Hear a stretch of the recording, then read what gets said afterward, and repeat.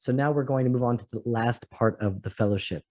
And it is an epilogue to the Soul Map series, because we finished the series. We looked at all 7 biblical characters, and the people, as they lived out their lives, were living out this blueprint, parts of our souls that need to be revealed. And we were able to learn, like, who is the person the Torah is trying to mold us into.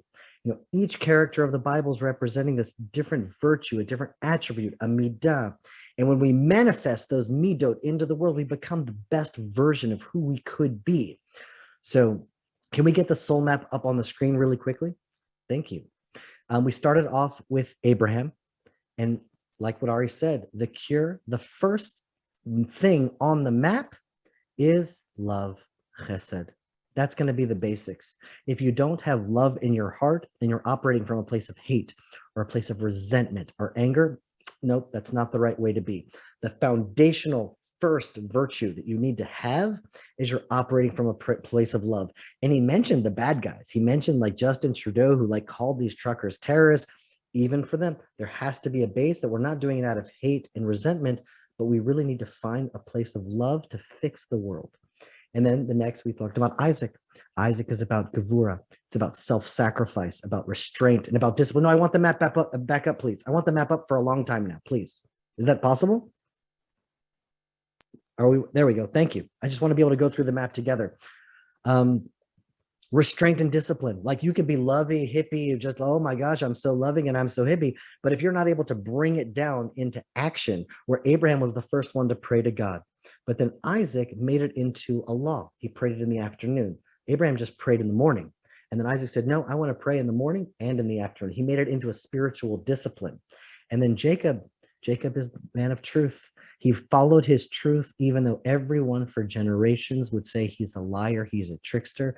He was following his internal truth of what he knew needed to be true. And if you look at that map, the truth is the center hub. If you're not true to yourself, if you're not true to your husband, to your wife, to your friends, to your children, nothing stands. You cannot live in the world if you don't have that foundation of truth, because it affects everything else around you. Then we had Moses. Moses was Netzach. Netzach means to win, to be a heroic leader, to be victorious. Then we had Aaron. We just learned about Aaron. It's like another deep dimension of accepting everyone for who they were, joining them even in order to be the priest, having gratitude. That's what the temple service is. Even when things are bad, being able to recognize and experience that hod, and to have hope that even from the darkest depths of making the golden calf, somehow they'll be able to come out and prevail.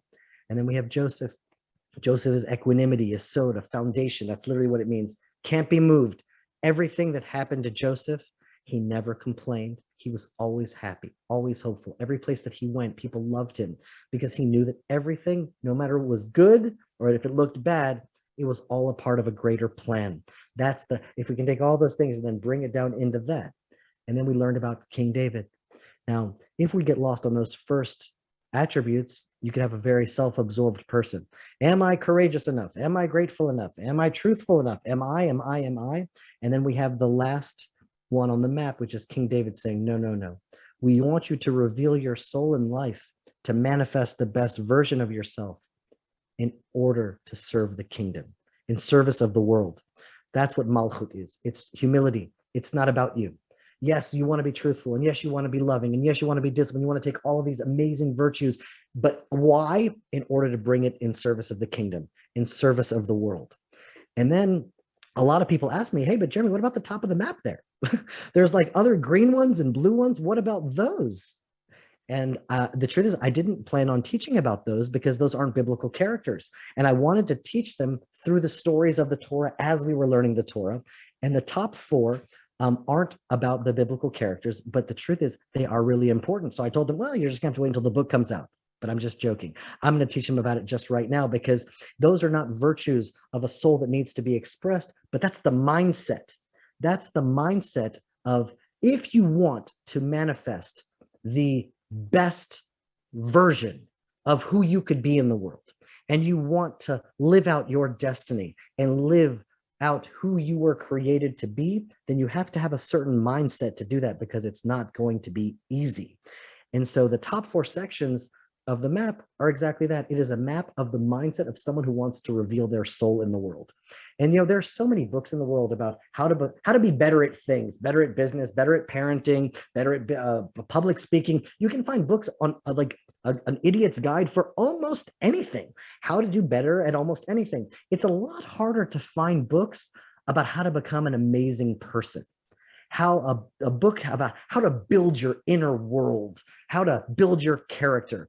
And that's what this whole series has been about. It's about building your spirit, building your character, building a rich inner world. And in fact, the claim of the Bible is that there is a spirit that underlies everything, every story, every law. And according to the ancient Judean tradition, that's the map of how you get right to the heart of it all. And if someone wants to manifest the best version of themselves and experience that reality, they want to grow and they want to flourish. It's not enough to just know the virtues, but you're going to have to bring them into the world. You're going to have the right mindset. And so, I mean, the best athletes in the world, they spend a lot of time watching prior games and learning from their mistakes and thinking about and envisioning how they could have done better and thinking about the play that they should have played and coming up to the games. It's like every soldier before going into battle gets mentally prepared. And so many people, they just kind of walk out of bed or roll out of bed and bumble around, bumping into things, sipping a cup of coffee and just going into the world. It's like, hello, if you haven't picked up the message that we are the soldiers of King David, until redemption, this world is a battlefield, and you need to be strong and courageous, and you need to strengthen your mind and prepare yourself mentally. And so obviously preparing for a basketball game is a million times easier than preparing for life, because life is so multifaceted. But the purpose of the soul map is to help give us the guidance and the instructions and the manual of how to prepare our mindset so that we can just live our best lives. And so let's start at the very top. And I don't know if we're going to be able to go through all of them today, but at least we're going to get the top one, because the top one is really, really important. The top one is called Keter, which literally means crown. It means crown. And that it represents our willpower. It represents our desire. In Hebrew, we would say the word ratzon. That's what that, and why is it a crown on top of the head and not the actual head? Because why do you like what you like? I don't know why you like what you like, and I don't even know why I like what I like. And why do I have a desire to go on a diet? And why do sometimes I just don't have at all a desire to go on a diet? I want to go eat donuts. And it's like, sometimes I feel strong and motivated, and sometimes my will is just really weak. And there isn't so much that we can do about it, apparently, because our will comes from something above us. It comes from something beyond us. So it's not inside us. It's like a keter. It's like sitting on our head. And the map is teaching us something really deep here. The first one is called crown, but the last one we said is malchut. It's called kingdom. And so wait, that's really interesting, because those are connected.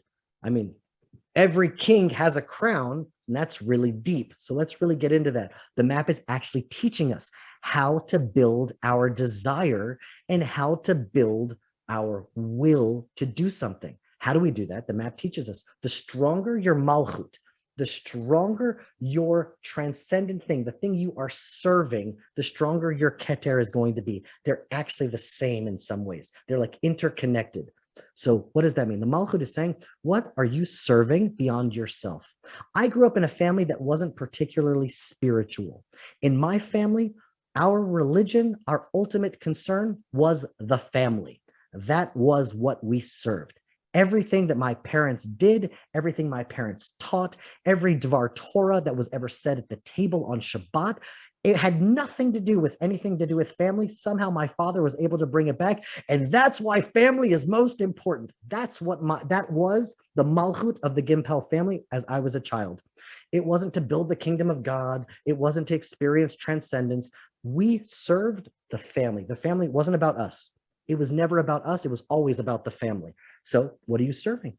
And so you could serve your children, you could serve your marriage, you could serve your community, you could serve the environment, animals, orphans. I mean, everyone has something in their heart that they want to give to, that they want to work towards. They love the land of Israel. I don't know what it might be, but that's why the title on the top is In Service of the World, because each person has a God-given desire to do something. And when they bring that desire into the world and what they're serving, they're in service of the world. And that passion, that thing that you want, it's like a compass.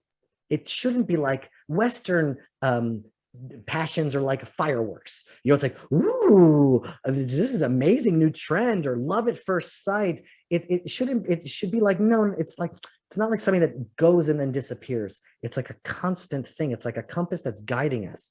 It's like, what is your ultimate concern? What do you care about so much that you will structure your whole life around that concern? And then all of your minor goals that you set up for yourself throughout your day and throughout your week, they're really only there to support your meta goal, your malchut. That's what that's all about. And just Western passions like Hollywood, it's just so fleeting, like fireworks. Ooh, this is like a new trend, a new crash diet. I'm interested in this, and I'll tiptoe over to that. And ooh, this is exciting. I'll look at that. That's not what they're talking about. And in fact, that's exactly what the altar outside the temple represents on our inside. If we open up Leviticus chapter 6, verses 9 through 12, this is what it says.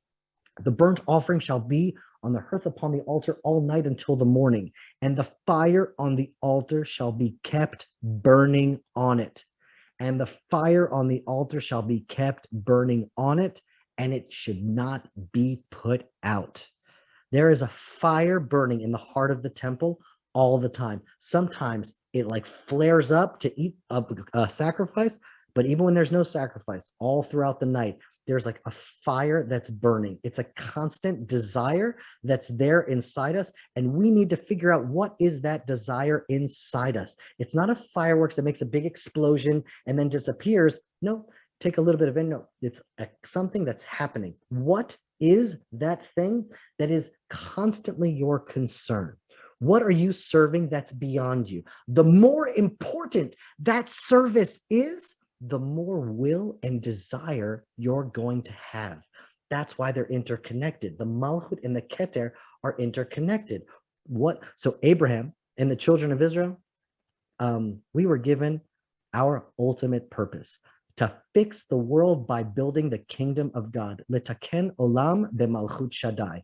For me, great. That's really clear. I love that. Why settle for anything less? I mean, we're only on this earth once. Let's go for the gold. Of course, I'm dedicated to my family and my children, and I love our farm, and I'm dedicated to Israel, and I've served in the IDF, and I'm committed to this fellowship 100%. But all of these things are pillars that I am trying to help support. Ultimately, I want to build the kingdom, and I'm happy not to build it and finish it, but I will be really happy dying while I try. And that gives me a lot of strength, that I am just going to try to build God's kingdom in the land of Israel. And I don't know, can Jeremy and Ari do that? We can play our part, but I definitely want to die trying. I want the ultimate good. I want to go for the gold. That's my goal. If I already going to live once, I want to try to set the bar as high as I possibly can. And even when it looks like I'm just reading a bedtime story to my child, in my heart, I'm building her up as another soldier of King David, because we're going to build the kingdom together. And I found this to be true, and I think it's really the claim and the promise of the Bible. It says, the more noble the cause you dedicate your life to, the better your life will be. Great.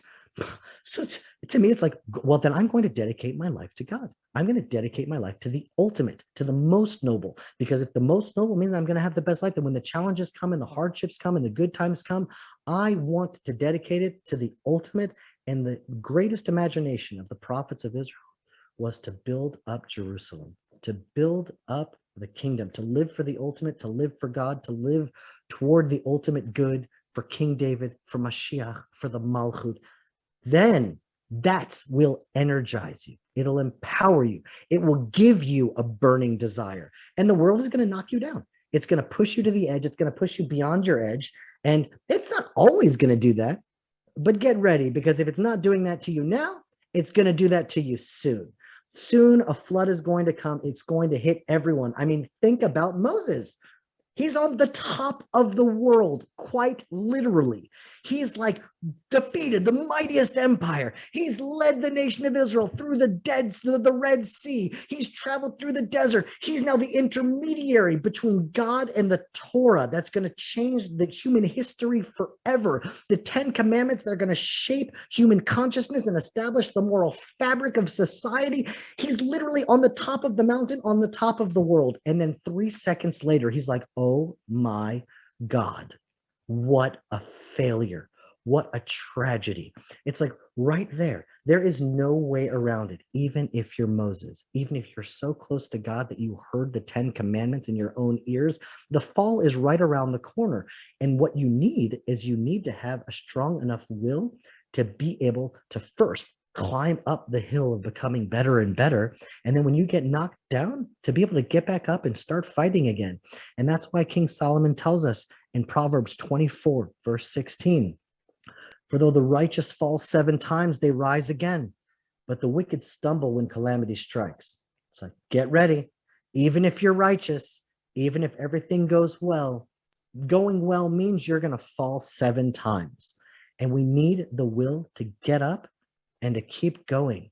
And so life is constantly testing us, challenging us, forcing us to rise up, forcing us to recover, forcing us to overcome. And the only way forward is just a lot of effort. And you need perseverance. And so the will comes in the ability to put in the effort when you're really clear on what you're serving.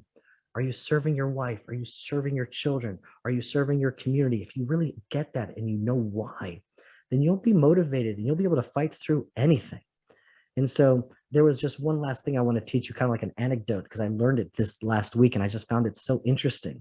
There's this brilliant psychologist named Angela Duckworth, and she worked alongside the American military for years, particularly at West Point, and which is the school of every officer in the American Army. And they invite people to West Point and they go through this period called Best Barracks, where 20% of the candidates, and to get into West Point, you have to have a letter from a congressman, a senator. It's impossible to get in, but 20% of them drop out. And the military could not figure out how to predict who's going to fall out and who's not.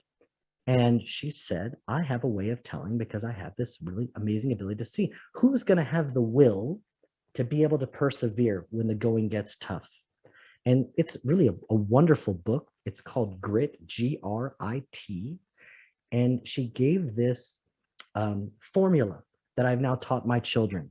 And it's such a powerful formula.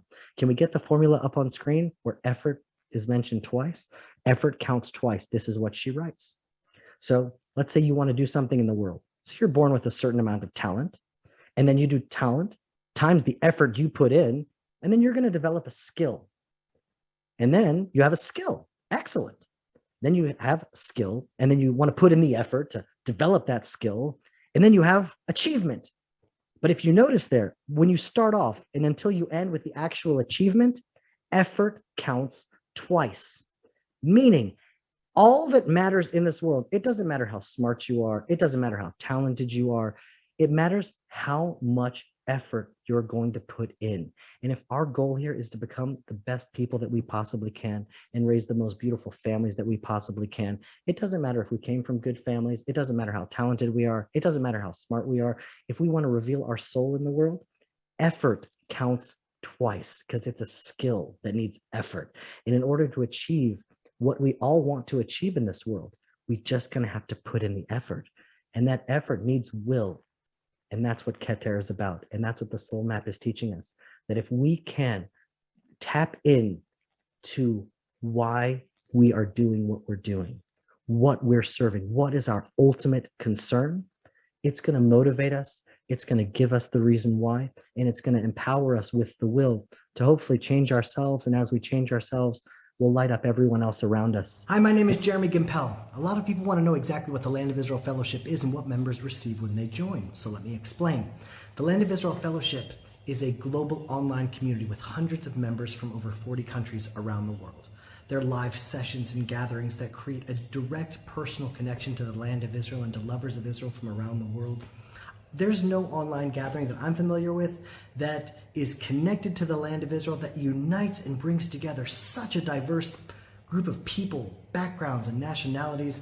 It feels like prophecy. It feels like something we need in these times, like a window in to a better future on the horizon. There's a divine unity we experience every week in our fellowship broadcast. We heard these amazing teachings from an authentic Hebrew and Israel perspective and our jaws drop. Not only because they ring so true and are such a blessing, because they are so consistent with what we believe. These Sunday morning gatherings are nothing less than a house of prayer for all nations. Cindy Lowe, the United States of America. The Land of Israel Fellowship is an amazing resource for learning Torah, the Bible, and the prophets, unfiltered and uncensored directly from the Land of Israel. We've been studying Torah for almost 20 years, but we feel we are stepping into it more than ever and seeing new depth and dimensions to Scripture. We're encouraged more and more every week. Callan Ardell, USA.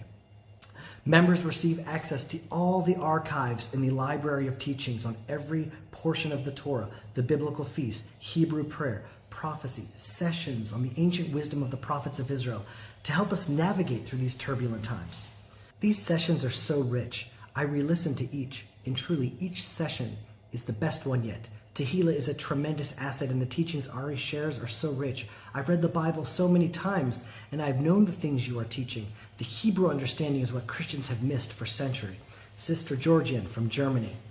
The Land of Israel Fellowship is truly unique because it's built upon personal relationships with the teachers of the fellowship. Myself, Rabbi Ari Abramowitz, and Tehila Gimpel. Every member has direct access to the staff 24/6 via email or direct WhatsApp to ask questions, to comment, to connect directly to all the teachers. And over the last years, we've connected to some of the most beautiful people on the planet. So if you want to find out more and join the Land of Israel Fellowship, you can click on the link below. And if you want to try it out for just a month, you can email fellowship@thelandofisrael.com and we'll hook you up. I hope to see you. Shalom from the mountains of Judea.